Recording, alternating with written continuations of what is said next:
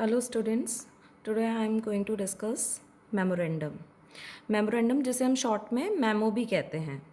Memos are usually written by higher authorities for the purpose of sharing information. देखिए सबसे पहले तो आपके माइंड में एक चीज़ क्लियर हो जानी चाहिए कि मेमोरेंडम भी एक तरीके का जो हमारे फॉर्मल लेटर्स होते हैं. फॉर्मल लेटर्स मतलब जो हम अपने ऑफिसेज में यूज़ करते हैं, जो भी हमारे वर्किंग प्लेस पे यूज़ होते हैं, वो सारे फॉर्मल लेटर्स हैं. तो सर्कुलर्स, मेमोज, ऑफिस ऑर्डर्स सभी हमारा फॉर्मल कम्युनिकेशन का एक पार्ट है. इनफॉर्मल कम्युनिकेशन में आपको बाउंडेशन नहीं होती है. कुछ भी रूल्स रेगुलेशन की, कर्टसी की, उसको आप डायरेक्टली स्टार्ट कर देते हैं इनफॉर्मल लेटर्स को. डियर सन, डियर फ्रेंड, और फिर जितना आपका मन चाहता है आप उतना लिख सकते हैं. कोई बाउंडेशन नहीं है. लेकिन फॉर्मल लेटर्स में हम पढ़ते आ रहे हैं, लास्ट टॉपिक में हमने पढ़ा था कि रूल्स रेगुलेशन कर्टसी की बाउंडेशन होती है. Formal letter it should be to the point. तो मेमोरेंडम में भी आपको ये चीज़ ध्यान रखनी है कि it should be to the point. यानी सबसे पहले तो ये क्लियर हो जाना चाहिए कि मेमोरेंडम का पर्पस क्या है, क्यों लिखा जाता है. तो ये memorandum it is usually written by the higher authorities for the purpose of sharing information.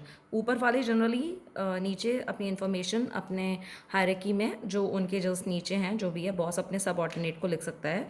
उस तीन टाइप के मेमो होते हैं, अभी मैं आपको बताऊंगी. तीन तरह के मेमो हो सकते हैं. जनरली एक तरीके का मेमो जो है वो काफ़ी फैमिलियर है. तो इन सब के ये फॉर्मल लेटर का एक पार्ट है.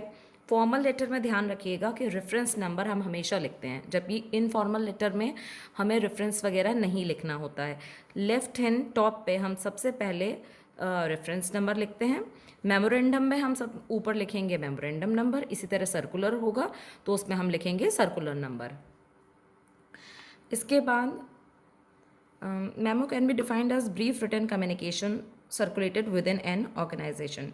यानी एक छोटा सा कम्युनिकेशन है ये, रिटन कम्युनिकेशन, जो कि एक ऑर्गेनाइजेशन में सर्कुलेट हो जाता है. मतलब जैसे हमारे कॉलेज के अंदर प्रिंसिपल सर हम लोगों को, लेक्चरर्स को या और भी किसी एम्प्लॉय को मेमो दे सकते हैं, memorandum. These are used to convey some information in an office. किसी भी तरीके की इन्फॉर्मेशन कन्वे करने के लिए इसको यूज़ किया जाता है. स्ट्रेट फॉरवर्ड होता है, टू द पॉइंट होता है, ब्रीफ होता है. वैसे भी सारे ही फॉर्मल लेटर्स जो हैं वो ब्रीफ होते हैं. इसके बाद subject is written in the centre in bold and big font.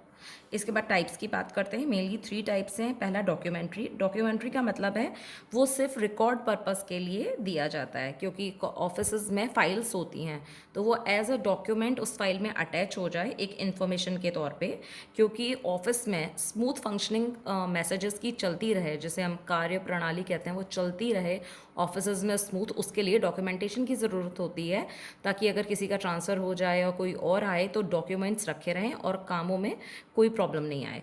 तो सिर्फ एज अ डॉक्यूमेंट्री जो है कुछ मेमोज रखे जाते हैं, just to provide information for the smooth functioning of an organisation. मतलब इस मेमो का पर्पस बिल्कुल न्यूट्रल है, ना तो किसी के प्रेज़ करने के लिए, किसी की तारीफ़ करने के लिए, और ना ही किसी की डिग्रेड करने के लिए. लेकिन जो कॉन्ग्रेचुलेटरी मेमोज हैं, these memos are used to appreciate someone for their outstanding performance. These are written for praisal someone. यानी किसी की तारीफ करने के लिए जो मेमोज दिए जाते हैं वो कॉन्ग्रेचुलेटरी होते हैं. इसके बाद आता है डिसिप्लिनरी. ये सबसे ज़्यादा यूज़ होते हैं. दीज मेमोज आर यूज्ड और written to maintain the discipline in an organisation और डिपार्टमेंट. यानी अगर लगता है कि कहीं डिसिप्लिन में कुछ कमी है तो कभी भी आपके बॉस हम अपने सब ऑर्डिनेट को इस तरह के मेमोज देते रहते हैं. फॉर एग्जांपल अगर उनको लग रहा है कि 4th क्लास एम्प्लॉयज़ बैठ के गॉसिप कर रहे हैं तो वो एक जनरल मेमो निकाल सकते हैं इस केस में कि स्मूथ फंक्शनिंग नहीं हो पा रही है ऑर्गेनाइजेशन की, थोड़ा सा डिस्ट्रैक्शन हो रहा है, वो अपना काम अच्छे से नहीं कर रहे हैं, तो इस केस में डिसिप्लिनरी मेमो इशू होगा.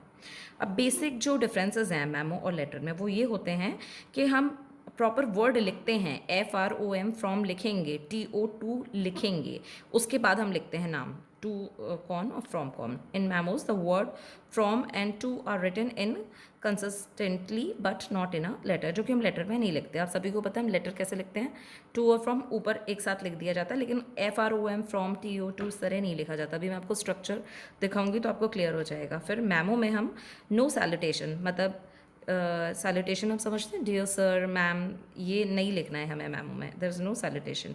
कॉम्प्लीमेंट्री क्लोज भी नहीं लिखना है, मतलब कि योर सिंसियरली वगैरह जो आप लिखते हैं that is called complimentary close. Memos में वो भी नहीं लिखता। मैमोज जो हैं वो written in direct style and brief but not in a letter, मतलब मैमोज को बिल्कुल डायरेक्ट स्टाइल में लिखा जाता है। अभी आप एग्जाम्पल्स देखिएगा तो आपको समझ में आ जाएगा। Memos can be the main means of interpersonal communication in an organization, as they help in bridging the communication gap among the various sections of an organization. Interpersonal communication यानी communication within an organization, एक organization के अंदर communication के लिए memorandum भी काफ़ी अच्छा साधन होते हैं, जिससे कि चीज़ें clear होती जाती हैं। जैसे अब मैंने आपको बताया था, सबसे पहले हमने कैपिटल में लिखा मेमोरेंडम, इसके बाद हमने लिखा मेमो नंबर, फिर टू, फिर फ्रॉम, इसके बाद डेट, फिर सब्जेक्ट, इसके बाद हमारा कंटेंट एक पैराग्राफ में, और इसके बाद राइट हैंड साइड में यहाँ सिग्नेचर। हम कॉम्प्लीमेंट्री क्लोज यहाँ पर भी दे सकते हैं। I am so sorry, copy to हम यहाँ लेफ्ट में भी दे सकते हैं। कॉपी टू मतलब उस मेमो की कॉपी आप और किसको देना चाहते हैं, सीसी, वो हम यहाँ पर नीचे दे सकते हैं अगर वो रिक्वायर्ड है। अगर रिक्वायर्ड नहीं है तो बस this is the only format. इस एग्जांपल में आप देखिए यहाँ लिखा हुआ है कॉपी टू, है ना, जो फॉर्मेट में नहीं लिखा हुआ था, यानी मेमो नंबर होगा कोई, फिर to branch manager Krishna bank Rajouri garden Delhi, from general manager Krishna bank headquarter Bangalore, फिर डेट, सब्जेक्ट, फिर कंटेंट, यहाँ जनरल मैनेजर, और ये कॉपी टू। इसके बाद बहुत सारे तरीके के मेमोज होते हैं। अब ये कुछ बिजनेस मेमोज की बात है, जिसमें कि financial memo, dress code memo, announcements, policy change, meeting, request for action, investment returns, ऐसे बहुत सारी चीज़ें होती हैं जिनमें हम मेमोज के थ्रू बात कर लेते हैं।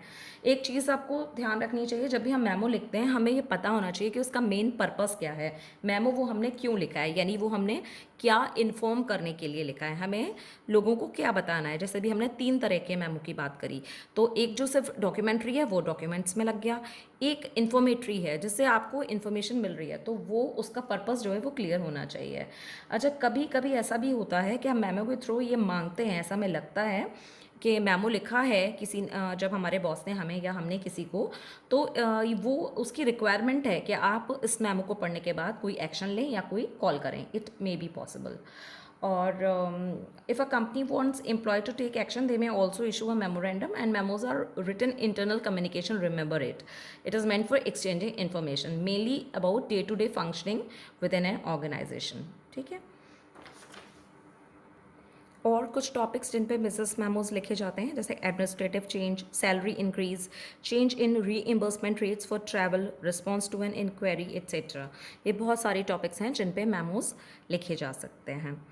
अब मैंने आप लोगों को बताया रेफरेंस नंबर, सर्कुलर नंबर या मेमो नंबर जो होता है ये टॉप पे लिखा जाएगा लेफ्ट हैंड साइड पे, और इसके बारे में भी मैं आपको लास्ट वीडियो में बता चुकी हूँ। प्लीज़ आप रिपीट करिए, वीडियोस फिर से देखिए ताकि आपको चीज़ें क्लियर हों, बार बार देखने से चीज़ें आपको क्लियर होंगी। और ये भी मैंने आपको बताया था कि डायरी और डिस्पैच होता है, एक रजिस्टर होते हैं जिनमें रजिस्टर नंबर के साथ सीरियल नंबर मेंटेन्ड होगा, उसी सीरियल नंबर को जो है हमारा रेफरेंस नंबर कह दिया जाता है। लेटर का रेफरेंस नंबर वही होता है। तो आपको एग्ज़ाम में यानी कि कुछ सोच के नहीं लिखना है रेफरेंस नंबर, सर्कुलर नंबर या मेमो नंबर।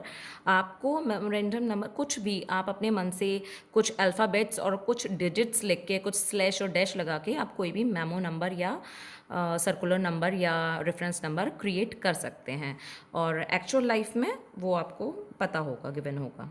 अब कुछ टिप्स आपको जो याद रखनी है, write the essential information in the shortest possible space. ठीक है, ज़्यादा लेंदी नहीं करना। You can repeat and bold the action people should take at the end in one sentence, यानी आपने मेमो लिखा, लास्ट लाइन शो करनी चाहिए अगर आप चाहते हैं कि उस मेमो के अगेंस्ट कोई एक्शन लिया जाए। If action does not need to be taken then tell no action required at the end of the memo. Remember, start with a heading memorandum in the top of the page in the capital letters, set a double spacing and type or write the addressee of the memorandum on the next line. Add recipients. The next line will look like CC Neha Verma, which means courtesy copy, जो मैंने अभी आपको बताया था। courtesy copy means courtesy to in the left hand side. ठीक है।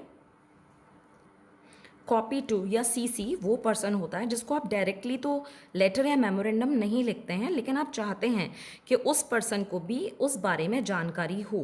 तो मतलब if you want one should be informed about the letter और मेमोरेंडम, तो हम उसको कॉपी करते हैं। तो it should be written in the left hand side. In the next line you will write from, जैसे लिखा है Sheetal Jain, with designation, then date, then subject, then explanation. और अगर आप वो बॉस को लिख रहे हैं किसी इंफॉर्मेशन के साथ, तो हम उसको सिग्नेचर्ड बाय भी करते हैं, जिसको भी मैं आपको दिखाऊंगी नेक्स्ट एग्जाम्पल में। Normally it is not necessary to sign a memo, but you can sometimes, it depends upon the situation. The purpose of a memo will help dictate whether और not to sign it. Memos are less formal than a letter. Always remember they are less formal.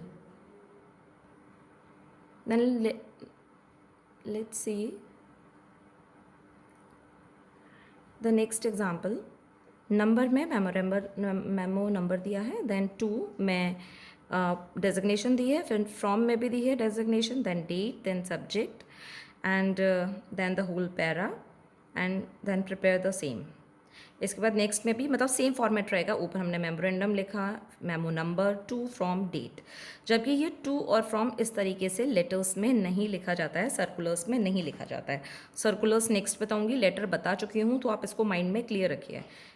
Subject लिखा जाएगा, फिर ये S D means signatured by. S D आप लिख रहे हैं, इसका मतलब आप इसको साइन कर रहे हैं। इन द नेक्स्ट एग्जाम्पल आप देखिए फिर से सेम प्रोसीजर। इसमें भी मेमो नंबर दिया है, to, from, date, subject, then the content, then HR director.